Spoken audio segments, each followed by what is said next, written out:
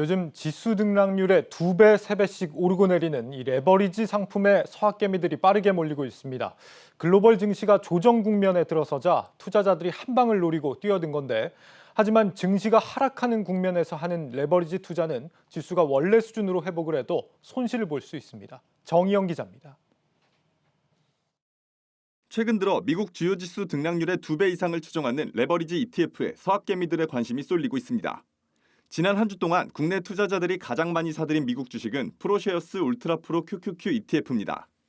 이 종목은 나스닥 100 선물 지수의 등락률을 3배로 추정하는 상품인데, 같은 기간 페이스북과 마이크로소프트 등 대표 미국 성장주의 순매수 규모를 3배 이상 상회하는 수준입니다.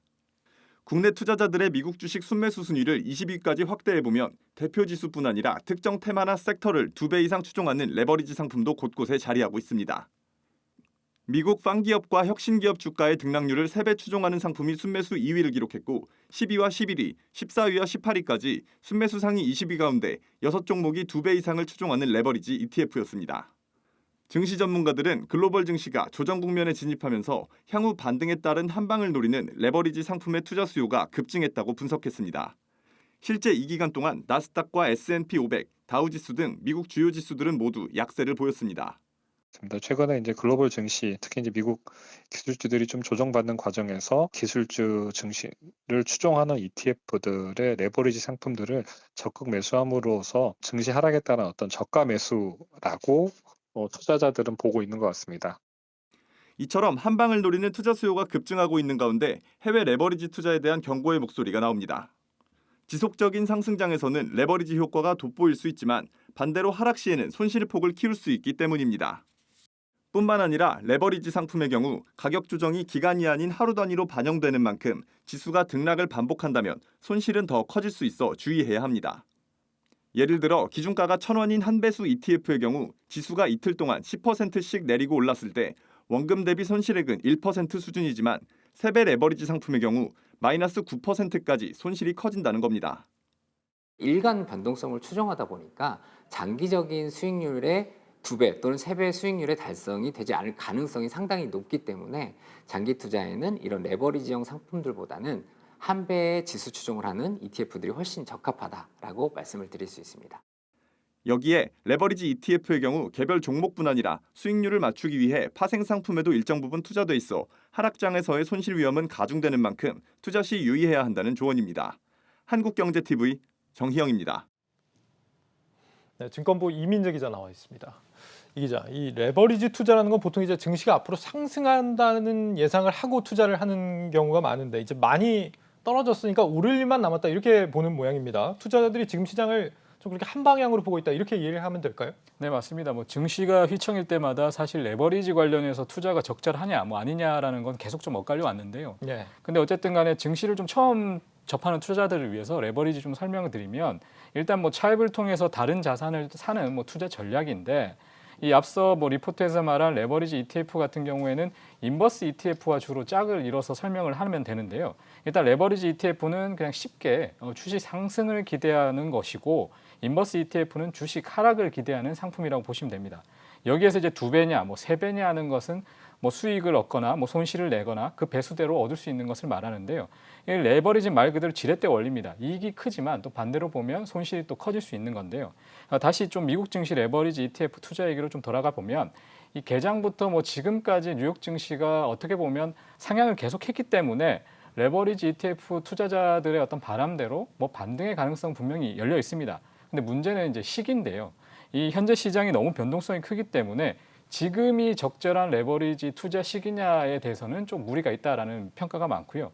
일단 레버리지 ETF 투자가 모두 수익을 얻기 위해서는 또 최근에 좀 불확실성이 너무 커졌다, 이런 평가를 받고 있습니다. 그러니까요. 지금 인버스든 그냥 레버리지든 간에 한 방향이 확실해야 수익이 나는 구조인데, 지금은 오히려 이제 어느 방향인지 증시의 불확실성이 오히려 더 커진 상황 아닙니까? 네, 맞습니다. 일단 지난 새벽에 보면 나스닥하고 3대 지수 같은 경우에는 기술적 매수세가 좀 유입이 됐고, 또 일단은 부채 한도 협상 같은 경우가 일단 일부 또 진전이 됐다라는 소식이 전해지면서 다행히 반등을 했는데요. 예. 일단 부채 한도 협상 같은 경우에는 일단 제니 옐런 재무부 장관이 예고했던 대로 일단 오는 18일이 데드라인입니다.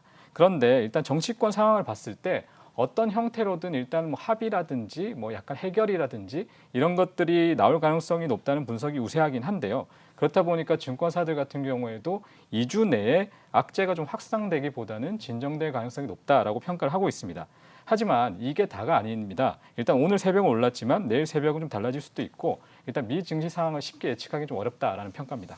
예, 뭐 혹시 뭐 부채 협상 문제가 해결이 된다고 하더라도 시장이 오르고 내릴 수 있는 변수들 여전히 많이 남은 상황 아닙니까? 네, 맞습니다. 뭐 다른 예상 변수들을 볼 때 변동성이 크게 줄긴 좀 어려워 보입니다.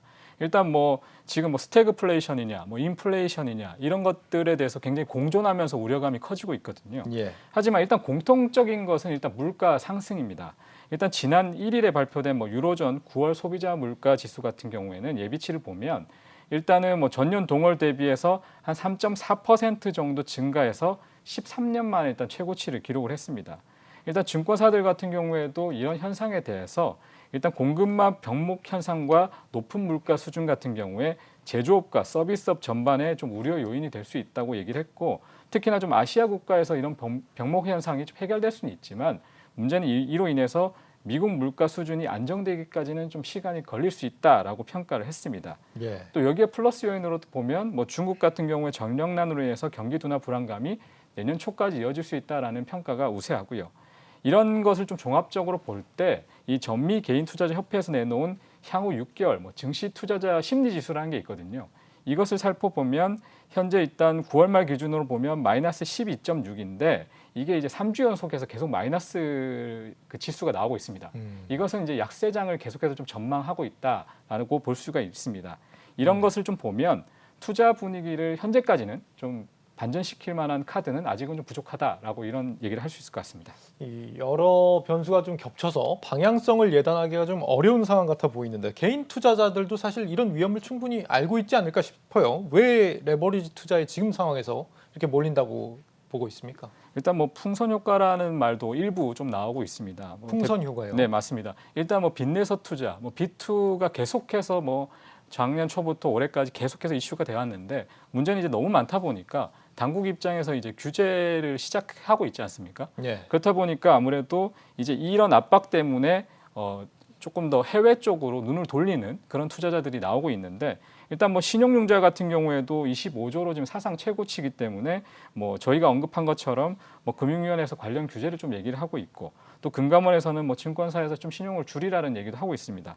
또 역시나 또 레버리지 상품 중에 대표적인 국내에서 대표적인 상품인 CFD 같은 경우에도 금융당국이 10월부터 행정 지도를 통해서 좀 줄이라고 일단 제안을 좀 하고 있거든요. 이러다 보니 좀 투자자 입장에서는 국내에는 좀 답답하다. 오히려 해외 투자에서 좀 레버리지라든지 이런 신용 관련한 이런 상품들을 좀 투자하는 게 어떻겠냐 이렇게 눈을 좀 돌리고 있는 상황인 것 같습니다. 그러니까 정부가 대출을 조이겠다고 나서니까 규제 전에 이제 공격적인 투자 수요가 몰리는 거다 이렇게 보고 있는 겁니까? 네, 맞습니다. 일단 뭐 지금 현재 자산 중에 사실 가장 좀 이슈가 많이 되고 있는 게 사실 부동산이지 않습니까? 예. 근데 부동산 같은 경우에는 지금 자산 가격이 굉장히 많이 올랐거든요. 이를 소위 말해 따라잡기 위해서는 소위 말해서 벼락거지가 되지 않기 위해서는 좀 하이 리스크 하이 리턴 이제 고위험 재테크를 할 수밖에 없는 상황인데 이 가계부채 쇼크를 막기 위한 일단 정부 정책으로 레버리지, 뭐 신용이라든지 이런 것들은 막혀 있기 때문에 이 기댈 곳은 좀 해외다라는 좀 시각이 일부 좀 나오고 있는 것 같습니다. 일단 뭐 대표적으로 봐도 국내 레버리지 ETF 같은 경우에는 뭐 교육을 좀 이수해야 된다든지 뭐 일정 부분의 예탁금이 필요하다든지 이런 것들이 있지만 해외 시장에서는 사실 그런 게 필요가 없거든요. 이런 것들도 어느 정도 작용을 했다고 보고 있고요. 또 해외 시장에서 벌어지는 일이다 보니까 이 당국 입장에서도 어떻게 보면 손쓸 수가 없기 때문에 투자자 입장에서는 뭐 좀 답답함을 덜었다 이렇게도 볼 수가 있을 것 같습니다. 그렇군요. 사실 그동안 미국 증시가 계속해서 사상 최고치를 경신하기도 하고 말이죠. 거의 뭐 10년 넘게 대세 상승하는 흐름을 꾸준히 보여왔기 때문에 서학개미들 입장에서는 레버리지 투자를 하는데 좀 큰 확신이 아마 있었을 것이다. 확신을 크게 갖고 투자를 했을 것이다. 이런 예상이 듭니다. 그렇다면 앞으로 이제 전문가들은 어떻게 이 레버리지 투자 접근하는 게 좋겠느냐? 어떻게 전망을 하고 있습니까? 일단 뭐 레버리지 ETF가 뭐 나쁜 상품은 아닙니다. 당연히 상승장에는 분명히 매력적인 상품임에 틀림없는데 하지만 지금 같은 약간 횡보나 뭐 지지부진한 장이나 뭐 하락장 같은 경우에는 일단 위험한 상품이라는 점을 분명히 좀 주의를 해야겠습니다. 예. 특히 지금 같은 상황에서는 아무래도 좀 실적이 좀 확실한 종목을 좀 선별해서 접근하는 게 좋다라고 전문가들은 계속해서 좀 얘기를 하고 있고요. 일단 뭐 실적 모멘텀이 기대되는 뭐 가치주라든지 아니면 좀 독점적인 지배력을 가지고 현재 글로벌적으로 계속해서 화제가 되고 있는 뭐 넷플릭스라든지 알파벳이라든지 이런 종목에 대해서 좀 계속해서 거론을 하고 있고요. 일단 지금 같은 상황에서는 레버리지보다는 좀 정상적인 투자를 통해서 조금 안정적으로 가져가는 게 어떠냐라는 게 전문가들의 어떤 지배적인 의견입니다. 네, 뭐 지금의 장세가 일시적이냐 장기적이냐에 따라서 뭐 투자 판단이 좀 달라질 수는 있겠는데 미국 증시가 대세 상승을 해온 건 맞지만 이 레버리지는 장기 투자에 맞는 상품이 아니라는 점 꼭 기억하시는 게 좋겠습니다. 증권부 이민재 기자였습니다. 잘 들었습니다.